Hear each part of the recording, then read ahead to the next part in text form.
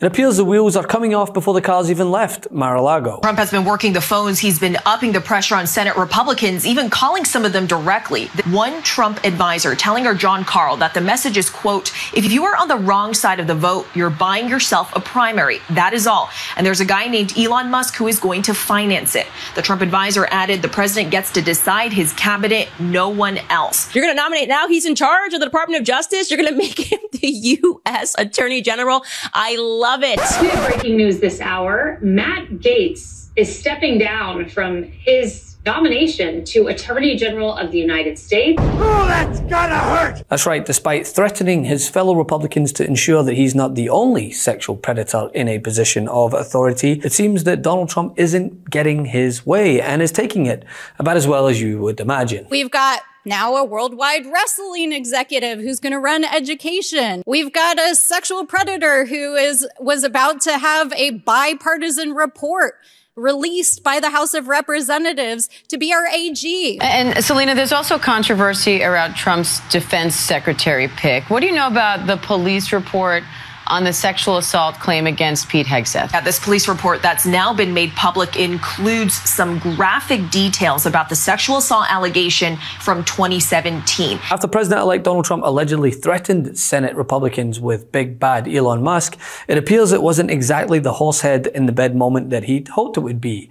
after Matt Gaetz announced he was pulling his name from the running for AG. Yeah, I guess no amount of billionaire muscle works when the man you're trying to push through the Senate has this amount of just because Venmo payments. I just want to reiterate what this new reporting is. This comes from a source familiar. The House Ethics Committee was told that the 17-year-old had 2 separate sexual encounters with Gaetz at the same party in 2017, which paints a very different picture than Matt Gaetz's own statement, which called this a needlessly protracted Washington scuffle. The nomination was an early test of Trump's power over Congress, one that he seems to have failed, where his Republican Party will hold majorities in both chambers next year. Now, it was no secret that Gaetz was disliked by many fellow Republicans for having orchestrated the oust of last year's former Speaker, throwing the House into chaos for weeks. The more you get to know Pete Hegseth and Tulsi Gabbard, the more you're going to like her. The more you get to know Matt Gaetz, the less you're going to like him. I'm going to be really surprised if he can get confirmed. Right. So would I, especially after how we blew up Kevin McCarthy. I had no plan B. But, you know, many were willing to forget the horrid things that they had said about him if it meant appeasing their cult leader. While others weren't willing to do so, calling into question the morality of being asked to vote on Gaetz without seeing the findings of the House Ethics Committee, which we are now seeing, was pretty problematic. I mean, not problematic enough to say not endorsed for president, but for AG, yeah, totally. He was sleeping with an underage girl. And there's a reason why no one in the conference came and defended him. That was Senator Mark Wayne Mullen last year. Here was that same Senator Mullen yesterday. You know, Matt Gaetz and I, there's no question that we've had our differences. They've been very public about it. I completely trust President Trump's decision making on this one. But at the same time, he's got to come to Congress and sell himself. There's a lot of, or to the Senate and sell himself. There's a lot of questions that are going to be out there. He's got to answer those questions. And hopefully he's able to answer the questions right. And if he can, then we'll go through the confirmation process. Gaetz is the first cabinet-level nominee tapped to serve in Trump's upcoming administration to withdraw just days after Trump proudly nominated him, which doesn't exactly bode well for the man who claims that he surrounds himself with, quote, only the finest people. Again, there's that whole MAGA amnesia thing that we've discussed, where those cocooned off from reality in the MAGA cult think that the rest of us just forgot the endless epithets Trump and many of his past appointees directed at each other after claiming that they were happy to work together. 2016, you said that. I'm going to surround myself with only the best and most serious people. Well, I did do that. And we had tremendous, look, we had the best economy we've ever had. The world has ever seen. Your Vice President, Mike Pence, is running against you. Yeah. Your Ambassador to the United Nations, Nikki Haley, she's running against you. Your former Secretary of State, Mike Pompeo, said he's not supporting you. You mentioned National Security Advisor John Bolton. He's not supporting you either. You mentioned Attorney General Bill Barr, says you shouldn't be president again. calls you the consummate narcissist and troubled man. You recently called and Barr a gutless pig. Your second defense secretary is not supporting you, called you irresponsible. This week, you and your White House called your White House Chief of Staff, John Kelly, weak and ineffective and born with a very small brain. You called your acting White House Chief of Staff, Mick Mulvaney, a born loser. You called your first Secretary of State, Rex Tillerson, dumb as a rock, and your first Defense Secretary, James Mattis, the world's most overrated general. You called your White House Press Secretary, Kayleigh Kennedy, milquetoast, and multiple times you've referred to your Transportation Secretary, Elaine Chao, as Mitch McConnell's China-loving wife. So, why did you hire all of them in the first place?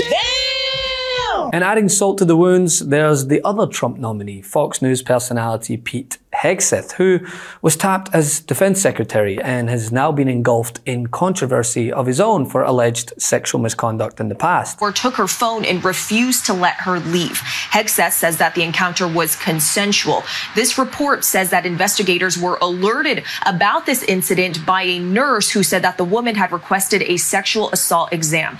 Now, Diane, ultimately no charges were filed, but we later learned from Hegseth's attorney that Hegseth later paid the woman so that she wouldn't go public with her allegations so that it would not damage his career. But Donald Trump is standing by Hegseth as his pick for Secretary of Defense. In fact, J.D. Vance is up on Capitol Hill again today, this time with Pete Hegseth shepherding him through meetings with the Senate Republicans, hoping to smooth this confirmation process for Hegseth. We take absolutely nothing for granted, and we welcome the opportunity to talk to any senator that wants to talk to us. Did you sexually assault a woman in Monterey, California? I have, as far as the media is concerned, I'll keep this very simple. The matter was fully investigated, and I was completely cleared, and that's where I'm going to leave it. Thank you very much. And all this has me think about that saying again, company you keep. How many of Trump's cabinet picks have been accused of sex crimes? Up first, we have Matt Gaetz, who Trump appointed to Attorney General. Matt allegedly paid to have sex with a minor, who he was allegedly introduced to by his friend Joel Greenberg, who has since pled guilty for trafficking. We've got a Fox News commentator who's going to run the military for us. So if my colleagues across the aisle want to talk about qualifications, they want to talk about efficiency, they want to talk about the federal workforce, then let's talk about it, because you're talking about putting into place leadership in these federal agencies who are absolutely unqualified, who are dangerous, and know nothing about the agencies that they're about to be appointed to lead. So this is not about qualifications. This is not about having a qualified federal workforce. This is about laying the ground for the purge that they plan on January 20th and in the days afterwards. And we know that because the very organization for whom the chairman just submitted this letter of support is the Heritage Foundation, who wrote Project 2025, which gave us the blueprint for the purge itself and what they are planning inside every single one of these agencies.